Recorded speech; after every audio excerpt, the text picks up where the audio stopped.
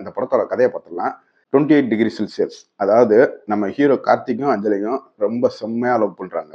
ஒரு கட்டத்துல நம்ம ஹீரோயின் வந்து 28 டிகிரி செல்சியஸ் அந்த வெப்பநிலையில தான் வாழ முடியும்னு இருக்கும்போது அவங்க ஒரு கட்டத்துல இறந்தும் போயிடுறாங்க. அவங்க இறந்ததுக்கு யார் காரணம், எதனால அவங்க இறந்தாங்க, இதுக்கெல்லாம் விட சொல்றது தான் இந்த படத்தோட கிளைமேக்ஸ். இப்போ அந்த படத்தை தமிழ் டப்பிங் ரொம்ப நீட்டாக அருமையாகவே பண்ணியிருந்தாங்க.